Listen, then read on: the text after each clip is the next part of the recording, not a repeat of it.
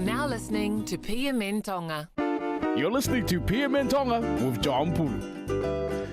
Whakaloa whalahi atu ki mutolo o si. Whakatulo atu hou e ki pia moe kakai whanua ko e tau polo kalama PMN Tonga ai ni o ku whakamawhola hanga tono atu ia me hereti o nima tolu taha PI. Hou e ki pia moe kai ngā ofa ko e whainga maeria ko e ni ko ki polo kalama make he nia. We're going to pay tribute and pay our respects to one of our renowned Tongan composers and singer, the late Tuimala Kaho, known as the Nightingale of Tonga. She sadly passed away at aged 84 on October 14th at her home Apiko Loloniu in Kolofo'o Nukualofa.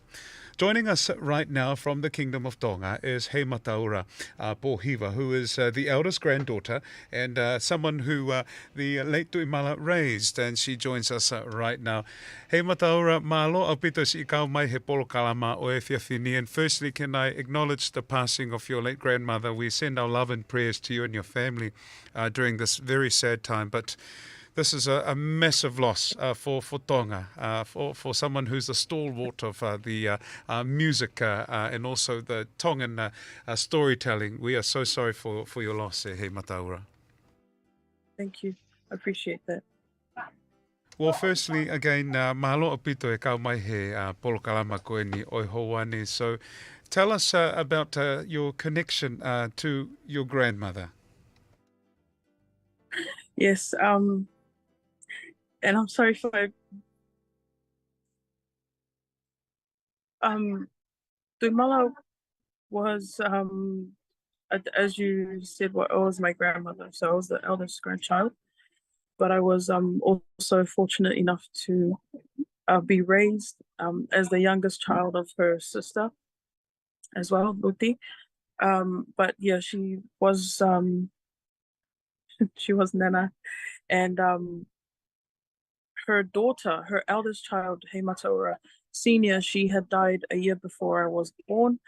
So when I came along, it was just decided that I'd be named after the late Matalahi. Beautiful, beautiful. And tell us about what it was like to have someone like Tuimala. I grew up in Tonga and I often hear her name and of course her legacy, which is her music. And ngahi wha'u wha'afo'ofa mo'oni. But tell us, what are your memories of growing up with having a very, very talented a person like her, your Nana? Yeah, so I was adopted to her sister, but with my childhood, I stayed with her. And so she had, multiple singing groups and whaiva groups as well. Oh, yeah. And so I was almost like her tail. She took me everywhere. So I grew up around song and dance, the importance of, holding hiva whakatonga, whalahaka and all of that as a young child, and then, gradually into a young woman and, to where I am now. But special memories like Saturday afternoons, we would go to the Tonga Centre that was across the Viola Hospital. Oh, yeah. And she would teach young teenage girls on how to dau olunga, the proper way of whalahaka. And also her being the role model, I guess, in my life, she raised me with, she raised me to be a proper young woman with etiquette and everything that came with it, to always be soft-spoken and, to wear appropriate clothing all the time and speak properly and learn the Tongan language.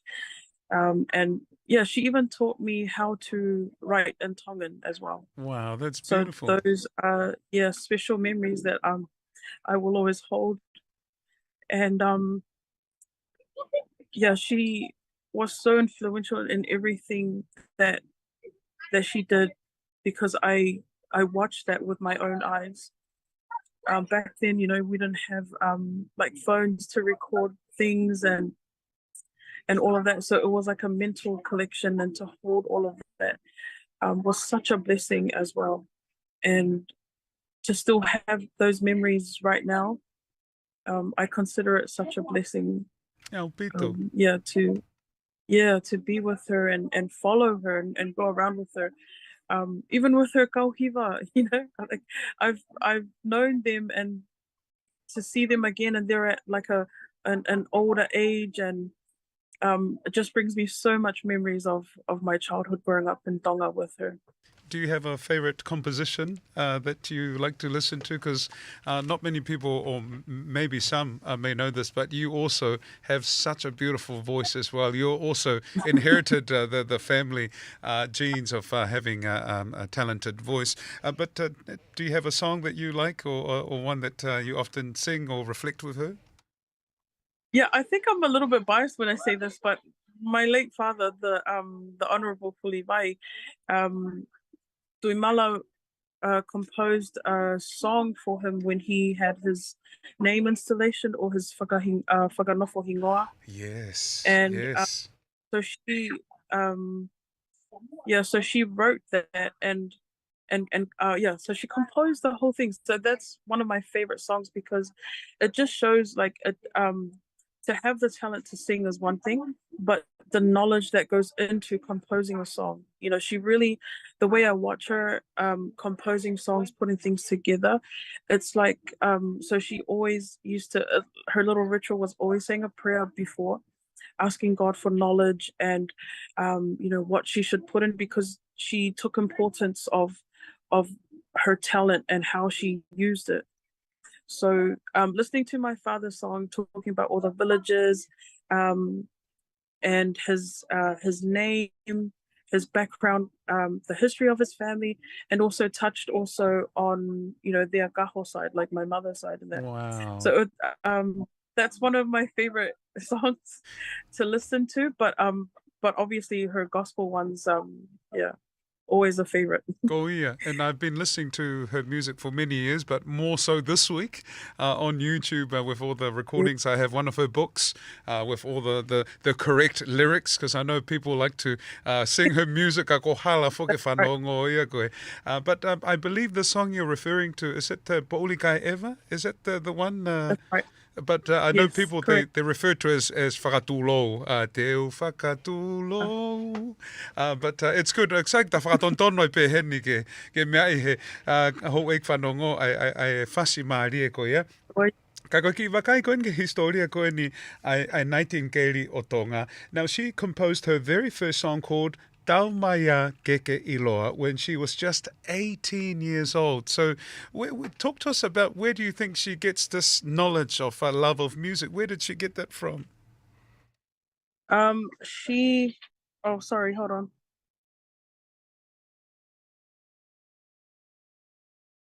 Ka pau mo mea mai ho eki pia mo e kakai whanua. We have Hei Mataura Fuliwai Pōhiva here, joining us on our Polo Kalama right now from Tonga, as a reflection, pe koe ki I manatu me lia to the Nightingale of Tonga, who sadly passed away on the 14th of this month.